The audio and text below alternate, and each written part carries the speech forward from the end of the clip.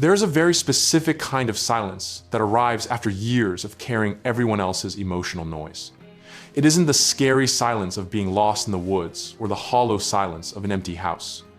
It's the silence of a phone you simply stop checking. Group chats sit with hundreds of unread messages. Notifications from people you've known for years pop up, but you feel no urgency to reply, and more importantly, no anxiety about the delay. Birthdays pass quietly, and for the first time, you realize you don't actually miss hearing from anyone. If you are living in this silence, the world likely calls you cold, distant, or flaky. They think you've become a different person. But I know the truth. You didn't wake up one morning and decide to be a villain. You didn't choose to be alone because you hate people. You are here because you are tired. You are here because your heart finally ran out of try. This isn't a phase. It is the sound of a nervous system finally deciding it has had enough. The biggest myth about people who cut everyone off is that they are creating loneliness. But if you look closer at the behavior, the truth is much more painful. You were already alone long before you left. 1. The busy boundary. For a long time, you used "I'm just busy" as a polite shield. It was an excuse to avoid the heavy lifting of social interaction. But eventually, busy stopped being an excuse and became an honest emotional boundary. You realized you no longer had the energy to explain your absence to people who never truly listened to your presence. The weight of apologizing for protecting your energy became too much to carry. You noticed that every time you tried to explain why you were struggling, your words were either ignored, minimized, or met with someone else's problems. Silence became the path of least resistance. What looked like avoidance to the world was actually the first act of self-respect you've allowed yourself in years. 2. The helper's breaking point. You were the strong one. For years, you were the person everyone relied on. You remembered the birthdays, you checked in when they were down, and you showed up for every crisis without hesitation. Your presence was a constant, dependable light for everyone else. But then came the moment you broke. You hit a crisis, a burnout, or a moment of grief that you couldn't handle alone. And when you reached out expecting the same support you'd poured out for a decade, the silence was deafening. Your messages were read and ignored. People promised to call and never did. You realized that your support system was actually a one-way street. That moment of realization is where the cutting off began. You didn't leave because you were angry. You left because the math of the relationship finally stopped making sense. 3. The emotional cost-benefit analysis. Once your eyes were open to the imbalance, you couldn't unsee it. You started evaluating every interaction based on its cost. How much energy does this text require? How much do I get back from this dinner? You realized you were pouring from an empty cup into cups that were already overflowing.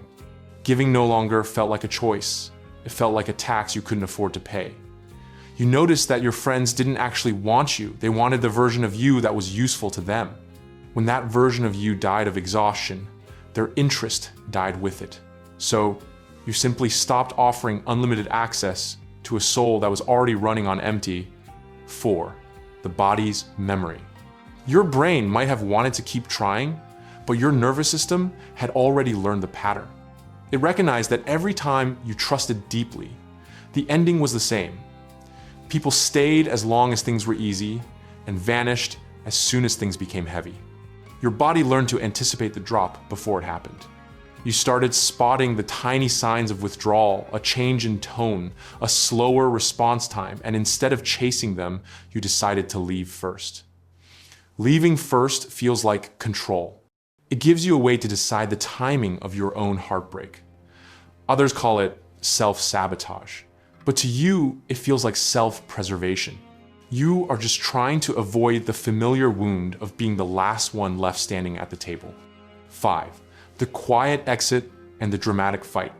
One of the most misunderstood behaviors is the way you leave. There are no dramatic speeches.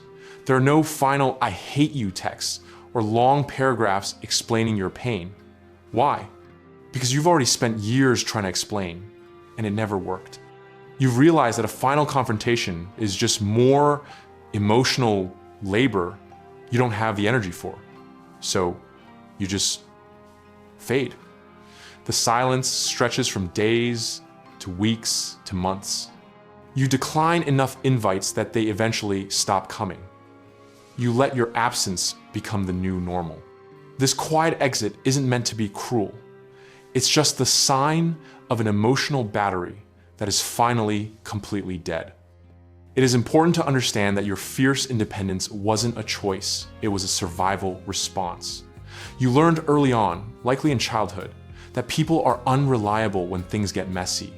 You learned that asking for help leads to disappointment, so you stopped asking. What the world sees as your strength is actually your armor. You became self-reliant because waiting for help felt riskier than just doing it yourself. But as an adult, this pattern has reached its limit. The shift happens when you realize that you aren't protecting yourself anymore. You are just starving yourself of the possibility of being seen. However, you don't have to rush back into the noise. The healing isn't in fixing your isolation. It's in acknowledging that the isolation was necessary for your survival. You are allowed to rest. You are allowed to be indifferent. Anger is a high-energy emotion. Indifference is what happens when you are finally done. If you have cut everyone off, hear this. You are not broken, and you are not incapable of love. You are someone who learned the hard way that peace is better than a one-sided connection. You didn't leave because you stopped caring. You left because caring without any return was slowly destroying you. You are refusing to accept crumbs and call it a feast anymore, and that is okay. Take this time to let your nervous system recover. The walls you've built are not permanent, but they are necessary for now. One day, you might find people who don't require you to shrink yourself to fit at their table. You might find people who see your silence and don't take it personally. But until then, the silence you've created is a sacred space. You are not cold. You are just finally, honestly, courageously choosing yourself. And for the first time in your life, that is enough. If you are sitting in that silence right now, know that I see you. You don't have to explain yourself to me. Just breathe. You're safe now.